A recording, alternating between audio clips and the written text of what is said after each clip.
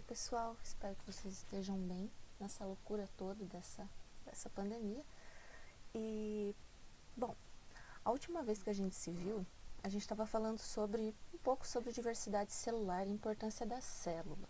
Hoje, a gente continua um pouco falando sobre essa diversidade celular e falando um pouco sobre microscopia também, já que o microscópio acaba sendo um equipamento tão importante para que a gente possa fazer análise dessas células, certo? Quando a gente fala de célula, a gente tem que pensar em uma estrutura básica, que pode ter uma série de diferenças de acordo com o funcionamento dessa célula. Isso tem a ver tanto com seres unicelulares, quanto com seres multicelulares.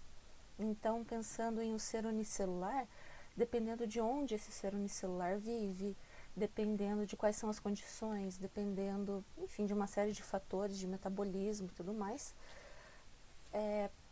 esse ser unicelular precisa ter algumas características. Ele pode ter, por exemplo, flagelos, pode ter cílios para conseguir fazer a locomoção, pode ser uma célula capaz ou não de fazer fotossíntese, entre outras coisas.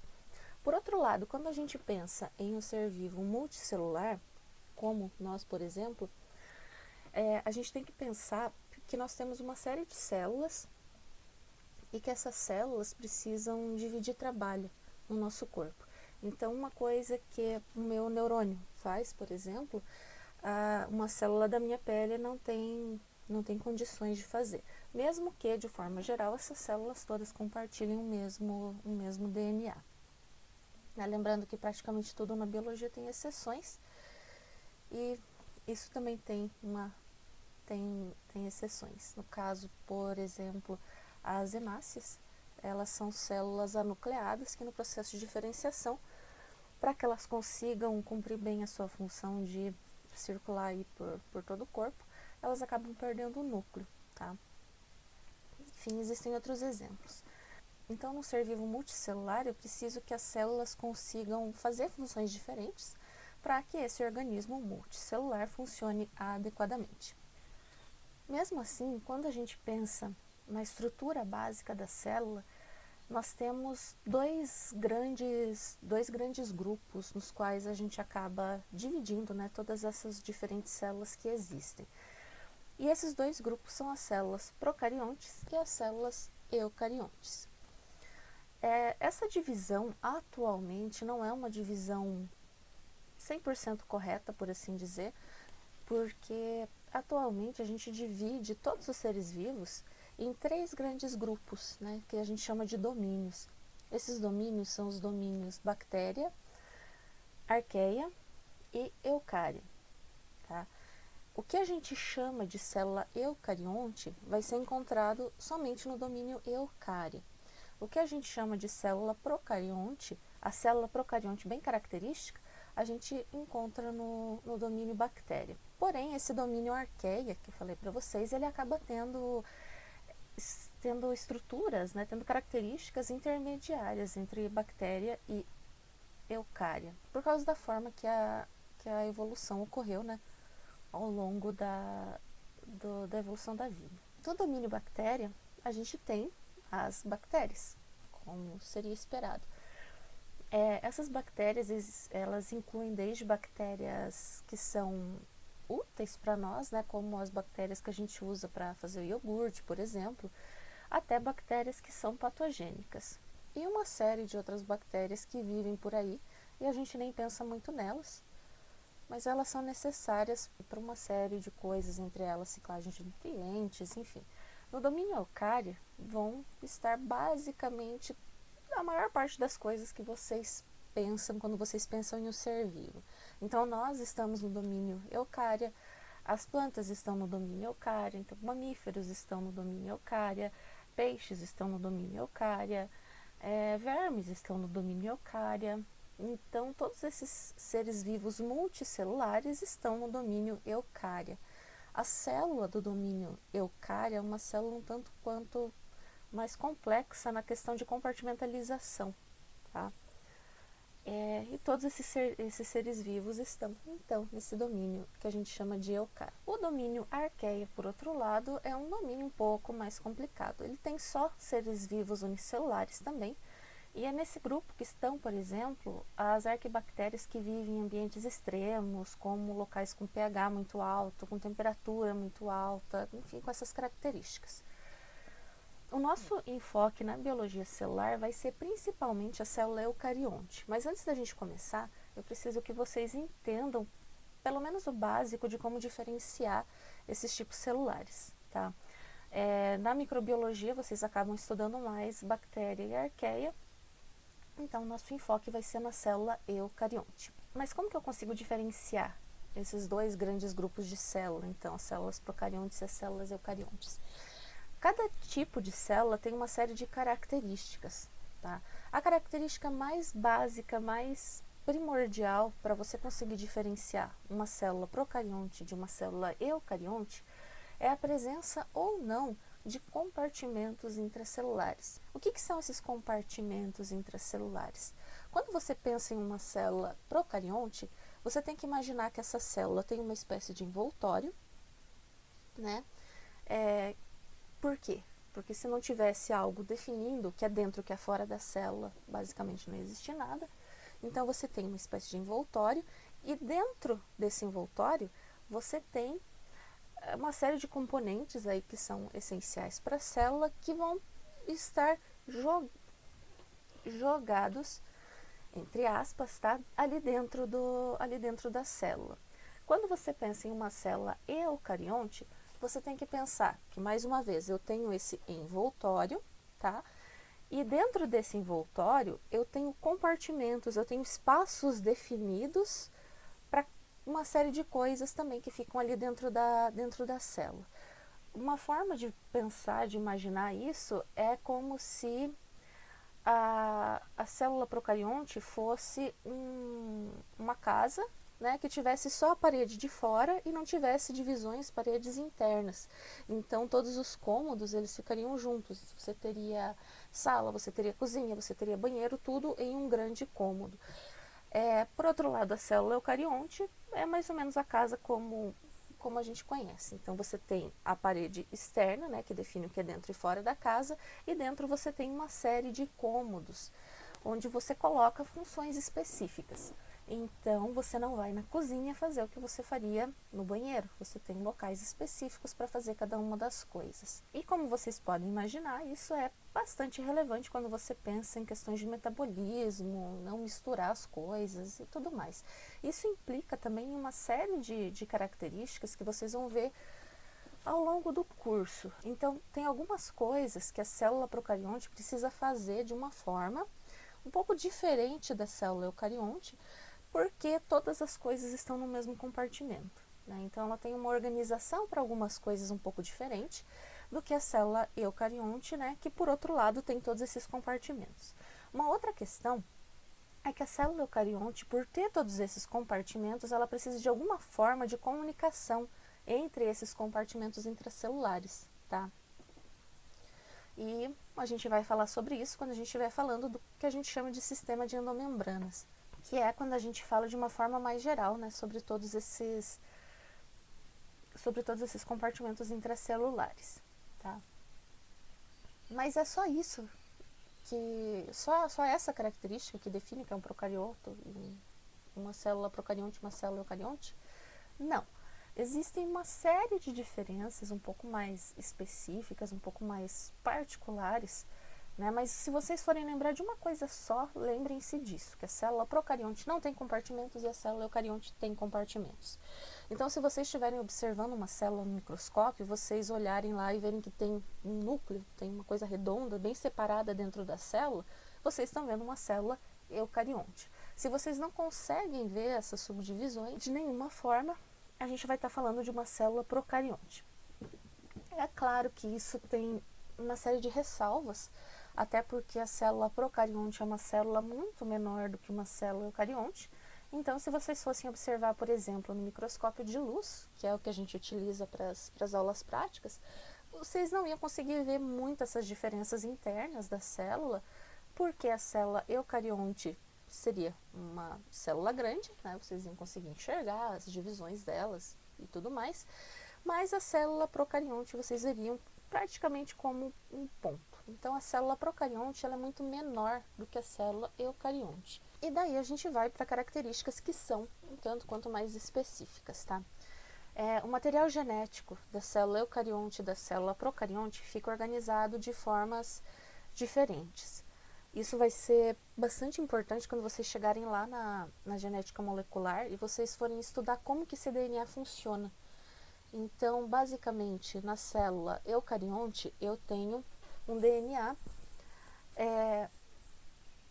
O DNA vai estar em uma fita linear. Por outro lado, na célula procarionte, o meu DNA ele vai estar em uma fita circular. Isso é importante porque eu não fico com pontas soltas, né, se eu tenho uma fita circular. Por outro lado, nos eucariontes eu tenho pontas soltas no DNA. Isso implica em várias coisas, por exemplo, no fato de que eu preciso proteger essas extremidades para que o DNA não seja degradado. Então, nós já temos algumas coisas, certo? Célula eucarionte tem compartimentos intracelulares. Células procariontes não têm compartimentos intracelulares. A célula eucarionte, de forma geral, é uma célula bem maior. Célula procarionte é uma célula bem menor. Número 3. Material genético. Célula eucarionte tem o DNA em fitas lineares. Célula procarionte tem o DNA em fitas circulares. Ok? Uma outra diferença entre procariotos e eucariotos é a forma que o DNA é compactado. Tá? A gente vai falar mais sobre isso mais à frente, mas vocês têm que pensar que a molécula de DNA ela é uma molécula bastante grande. A forma que esse DNA é compactado nos eucariontes é um tanto quanto diferente da forma que o DNA é empacotado nos procariontes, mas falaremos mais sobre isso quando a gente estiver falando um pouco sobre a bioquímica da célula e a gente for estudar um pouco mais a fundo como são essas moléculas, certo? Existem também uma série de outras diferenças e daí são coisas bastante específicas. Por exemplo, a questão da estrutura dos ribossomos desses dois grupos é diferente, mas vamos deixar para ir falando sobre isso conforme essas estruturas forem aparecendo, para não ficar tão complicado nesse primeiro momento. Para facilitar, o resumo dessas diferenças entre célula procarionte e célula eucarionte vão estar em uma tabelinha lá no Moodle para vocês consultarem. Se vocês olharem para essa tabela, que deve aparecer aqui nesse momento, ela tem uma coluna do meio com o grupo Archaea. Tá? E daí a gente volta naquela questão que eu falei lá no começo para vocês. A arqueia, na verdade, não é uma célula procarionte bem característica, ela tem algumas diferenças. Tá?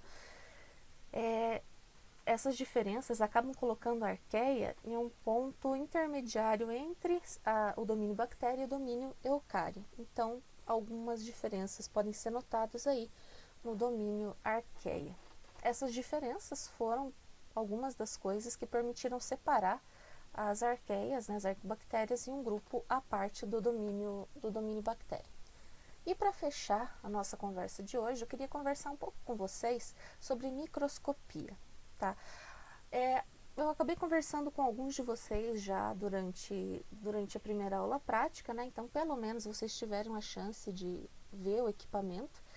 Eu acredito que não todos, os que chegaram depois acabaram não tendo essa oportunidade, porque nós entramos em modo pandemia. E, enfim, assim que for possível, esperamos que logo, né, a gente pode retornar a essas atividades práticas. Mas, enquanto isso, vamos falar um pouquinho sobre o equipamento que a gente utiliza, então, para conseguir analisar essas células. Quando eu falo de microscopia, eu estou falando, na verdade, de vários equipamentos diferentes que funcionam de formas consideravelmente diferentes também e permitem coisas muito diferentes. O que a gente usa no ensino basicamente é o microscópio de luz ou o microscópio óptico, certo? Isso é aquele microscópio que vocês viram lá no laboratório de biologia celular.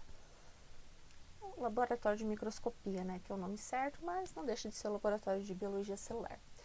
Um outro tipo de microscópio que vocês utilizam bastante é o microscópio estereoscópico, que vocês usam na botânica, se eu não me engano, na zoologia e nessas disciplinas assim de morfologia. A lógica de funcionamento desses dois microscópios é muito parecida, tá? A estrutura deles é um tanto quanto diferente, vocês vão perceber isso ao longo das disciplinas, mas a lógica de funcionamento é bastante parecida, tá? E como que funciona isso? Basicamente, eu tenho uma amostra, né? Essa amostra vai ser iluminada de alguma forma. No microscópio de luz, uma iluminação por baixo. No microscópio estereoscópico, eu tenho uma iluminação tanto por baixo quanto por cima da amostra, que permite que eu veja amostras maiores. E eu vou ter uma série de lentes que vão fazer um aumento dessa imagem para mim. O aumento que a gente tem no microscópio estereoscópico é um aumento menor do que o que a gente tem no microscópio óptico, tá? Por outro lado, no microscópio estereoscópico, eu consigo analisar amostras muito maiores do que no microscópio de luz. O que a gente utiliza na biologia celular e para estudar células é o microscópio de luz, entre esses dois, certo? Então, eu vou focar, obviamente, mais no microscópio de luz. Coisas básicas sobre microscópio. O microscópio de luz tem uma série de partes, tá? Que algumas delas têm nomes um pouco diferentes do que vocês devem estar acostumados, e é importante que vocês comecem a se familiarizar com esses nomes. Então vamos começar pelo básico. O microscópio tem uma base ou pé, que é a área onde ele vai se apoiar na mesa. Ele tem o braço, que é a região onde a gente vai sempre segurar um microscópio para fazer o transporte, tá? Eu não posso segurar esse microscópio por qualquer lugar, o braço é a estrutura apropriada para isso. Uma outra coisa fácil é a fonte de luz, né? Basicamente a lâmpada, que fica na parte de baixo ali do microscópio, no caso do microscópio de luz. E se vocês observarem a estrutura toda do microscópio, essa fonte de luz por baixo e a presença das lentes ali em cima implicam que a minha amostra tem que ser fina o bastante para que a luz possa atravessar ela. Mas mais sobre isso depois. Então, eu tenho a fonte de luz ali na parte de baixo, né, logo acima do pé. Essa luz, ela vai ser projetada e vai passar por uma estrutura chamada de condensador. Esse condensador vai direcionar os raios de luz para a minha amostra, que vai ser uma amostra bastante pequena para que eu consiga observar no microscópio de luz. Esse condensador, ele tem um diafragma. Esse diafragma é um ajuste que a gente consegue utilizar que vai aumentar ou diminuir a luminosidade. Uma parte bem interessante do diafragma é que você consegue, com o diafragma bem fechado, observar algumas estruturas que são meio transparentes, né? Então, uma célula que não foi corada, alguma coisa assim, é mais fácil observar com um condensador bem fechado, tá? Assim, uma outra coisa básica é o botão de liga e desliga, né? E o ajuste de intensidade de luz. Então, eu consigo aumentar ou diminuir a intensidade de luz com esse ajuste. Sempre comecem a observação com a luz um pouco menos intensa, né?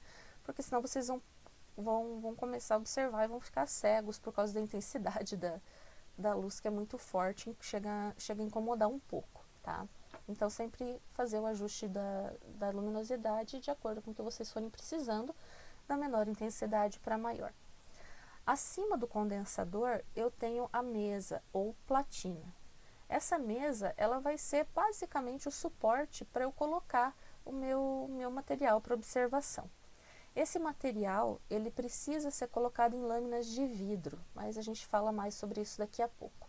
Nessa mesa eu tenho uma garra que vai segurar essa lâmina de vidro ali no local, e ali próximo da mesa também eu tenho uma estrutura chamada de chariot. Esse chariot serve para movimentar a mesa de um lado para o outro, para que eu possa observar partes diferentes da minha amostra, certo? Logo acima da mesa eu tenho as objetivas. As objetivas são um dos lugares onde eu vou ter as lentes de vidro ou de cristal que existem nesse microscópio, tá? Essas lentes, elas vão ser as responsáveis pelo aumento, pela ampliação da imagem que vocês vão observar. Essas objetivas ficam presas em um revólver. Esse revólver vocês conseguem girar para selecionar qual objetiva vocês querem utilizar. Os nossos microscópios ali no campus, todos têm 4 objetivas. Vocês podem encontrar em algum lugar microscópios com mais ou com menos objetivas. Os nossos têm objetivas com aumento de 4 vezes, 10 vezes, 40 vezes e 100 vezes, certo? Mas esses não são os aumentos totais que a gente vai conseguir. Toda vez que vocês forem mudar uma objetiva, vocês precisam mudar ela através do revólver. Vocês giram essas objetivas segurando no revólver, nunca segurando na objetiva. Mais acima, a gente tem as oculares, que é um outro lugar onde eu vou ter lentes, né, nesse sistema todo do microscópio. As oculares dos microscópios que nós temos aumentam 10 vezes, então os aumentos totais que eu consigo ter com esse microscópio são de 40, 100, 400 e 1000 vezes, certo? Uma outra coisa interessante é que as objetivas, elas são identificadas com o aumento que cada uma delas oferece, entre outras características que são bastante importantes quando você vai escolher comprar o microscópio, qual técnica que você vai utilizar. Mas não vem ao caso nesse momento, tá? Mais importante para a gente essa questão da ampliação. E vocês vão observar lá no microscópio do laboratório que essas objetivas elas têm uma linha colorida. Então, cada uma tem uma linha de uma cor, e isso tem a ver com o aumento também que elas oferecem para ficar mais fácil da gente conseguir identificar elas durante o nosso trabalho. Elas têm tamanhos diferentes também, e isso tem a ver com a ampliação que cada uma delas pode fazer, tá? E uma outra coisa muito, muito importante é que essa questão do tamanho da objetiva pode fazer com que algumas delas possam bater na mesa, tá? Conforme vocês fazem a observação. E por último, a gente tem o ajuste macrométrico e o ajuste micrométrico. Esses ajustes eles vão servir para eu conseguir levantar ou abaixar a estrutura da mesa. Isso é importante para que eu consiga focar a minha imagem. O que significa focar a imagem? Quando vocês forem observar alguma coisa no microscópio, vocês vão ver lá no início a imagem assim, provavelmente um grande nada branco ou um grande nada meio esverdeado, enfim, depende da amostra que vocês estiverem observando. Aí vocês vão girar o ajuste macrométrico com a objetiva de menor aumento, vocês vão girando enquanto vocês observam ali pelas oculares. Conforme vocês forem girando esse ajuste macrométrico, vocês vão ver uma imagem começando a se formar, tá? Isso é o processo de focar o microscópio. Depois que vocês conseguiram focar a imagem, vocês podem mudar para uma outra objetiva e passarem por um aumento maior, certo? Nesses aumentos maiores, a gente faz o ajuste com o ajuste micrométrico, porque quando eu giro esse ajuste micrométrico, a mesa se movimenta muito, muito lentamente. Você quase não consegue ver. Mas como eu estou focando uma coisa microscópica, uma coisa muito pequena, então isso não é um problema, na verdade isso é bom, ok? Para eu conseguir observar uma amostra no microscópio de luz, eu preciso pegar uma lâmina de vidro e colocar a minha amostra acima dessa lâmina de vidro, certo? Por que uma lâmina de vidro? Se vocês olharam ali para a estrutura do microscópio, a fonte de luz ela vem de baixo. Então, eu preciso que essa luz ela consiga atravessar a amostra para chegar até a objetiva. Senão, eu não consigo observar nada, vou ver tudo escuro. Então, para isso também, além da lâmina ser de vidro, é importante que a minha amostra seja extremamente fina, para que ela não bloqueie totalmente a passagem da luz. Quanto mais fina a amostra, mais fácil vai ser para conseguir observar ela no microscópio de luz, certo? Nessa amostra que está ali sobre a lâmina, eu vou colocar ou um corante, ou água, ou um material para fixação, tá? Na maior parte das lâminas a fresco que a gente prepara, a gente coloca somente uma gotinha de água. E eu vou colocar uma lamínula, que também é uma lâmina de vidro, tá? Só que muito mais fina, bem delicada. Eu vou colocar por cima dessa minha amostra com a água. Isso vai fazer com que a água se espalhe ali abaixo da minha lamínula e eu tenho uma lâmina pronta para observar. Vou levar essa lâmina lá para o microscópio e vou posicionar ela prendendo ela com a garra. É sempre importante lembrar que a lamínula tem que ficar para cima quando eu coloco ela no microscópio. O próximo passo é eu observar, colocar meus olhos ali na frente das oculares, e enquanto eu vou observando, eu vou girando o ajuste macrométrico para eu conseguir fazer o processo do foco que eu falei para vocês. Ok? Obviamente tudo isso, né, gente, depois de ligar o microscópio. E dependendo do que eu for fazer, eu vou usando os outros aumentos. O maior aumento, né, que é de 1000 vezes, ele tem uma coisinha um pouco diferente, que é para eu conseguir observar a imagem adequadamente, eu preciso colocar uma gotinha de óleo de imersão acima da lâmina quando eu vou utilizar essa objetiva. Então, eu vou deixar as objetivas paradas, meia volta, digamos assim, para deixar o espaço ali na minha frente vazio. Eu coloco uma gotinha de óleo de imersão em cima da lâmina e termino de girar, posicionando a objetiva maior, né? O aumento de 1000 vezes.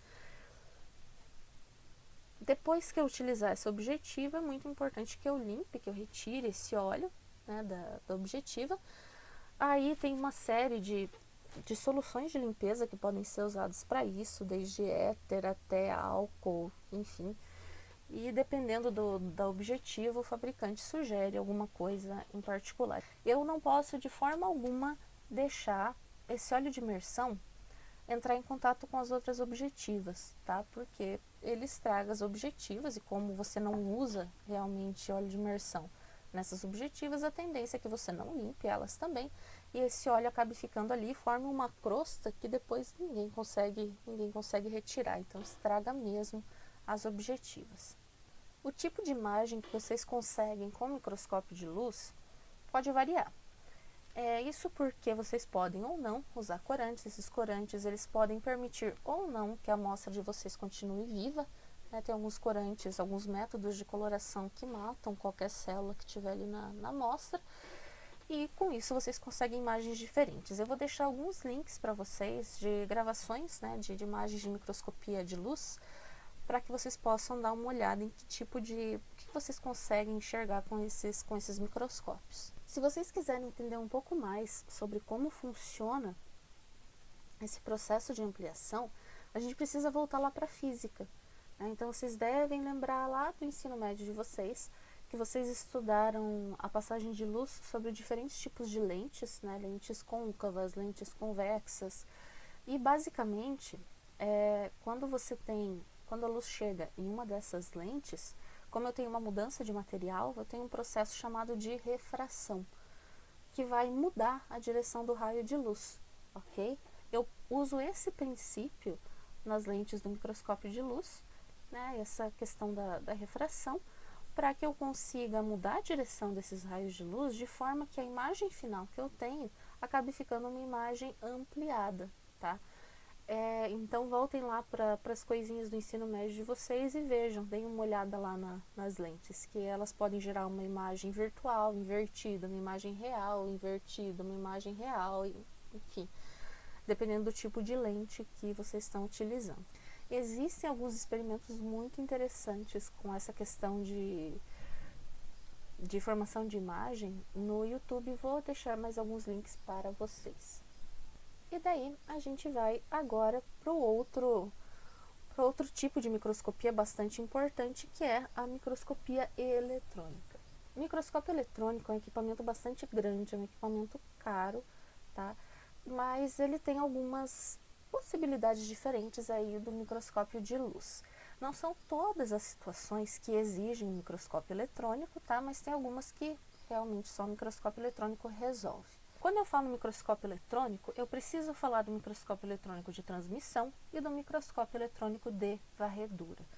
Quando vocês veem aquela imagem mega ampliada, vocês estão vendo uma imagem provavelmente de um microscópio eletrônico de transmissão.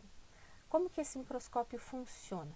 Ao invés de eu ter a luz, né, que vai passar por uma amostra e eu vou ter a formação de uma imagem, os microscópios eletrônicos eles vão funcionar através da emissão de um feixe de elétrons. Então esse feixe de elétrons ele vai vir de uma fonte acima e vai atingir a minha amostra. Como eu não tenho luz envolvida, eu não preciso que o suporte da minha amostra seja uma lâmina de vidro. Na verdade, existem suportes adequados, né, para microscopia eletrônica, que são como pequenas redinhas ali de metal, onde eu devo colocar a minha amostra, tá? Então, esse feixe de elétrons atinge essa amostra, e daí, no microscópio eletrônico de transmissão, eu vou ter uma amostra muito fina também, e alguns elétrons vão atravessar e outros não vão conseguir atravessar essa amostra, tá? Dependendo de densidade, dependendo de onde eu tenho membrana, enfim. E eu vou ter uma lente eletromagnética, tá? Que vai conseguir captar isso daí e vai formar uma imagem para mim no computador. Então eu não consigo ficar observando uma coisa ali no microscópio, uma amostra, não consigo ficar observando, indo de um lado para o outro, ali no microscópio eletrônico. Então a imagem vai ser formada no computador e vai ser uma imagem em preto e branco, porque eu tenho basicamente, né, no microscópio eletrônico de transmissão, passagem ou não de elétrons. Uma outra questão importante da microscopia eletrônica é que essa forma de funcionamento acaba degradando a minha amostra.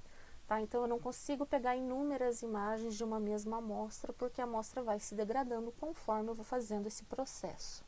A gente pode colorir essas imagens digitalmente, tá? Então é possível que vocês vejam imagens coloridas por aí, mas não foi dessa forma que elas foram obtidas, elas foram coloridas posteriormente.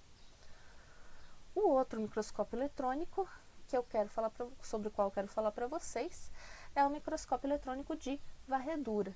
Tá? Ele funciona de um jeito um pouquinho diferente, ele também tem uma fonte de elétrons que vai gerar um feixe de elétrons que vai atingir a minha amostra, mas eu não vou captar os elétrons que atravessam ou que passam ou não pela amostra. Tá? Eu consigo captar elétrons secundários que se desprendem da amostra. Isso é bastante importante porque com o microscópio eletrônico de varredura eu consigo formar imagens tridimensionais e eu consigo utilizar também o microscópio de varredura para amostras que não sejam tão finas e tão pequenas. Tá? Então, se vocês verem por aí algumas imagens que mostram uma célula com uma aparência mesmo tridimensional, muitas vezes elas são coloridas também digitalmente, tá?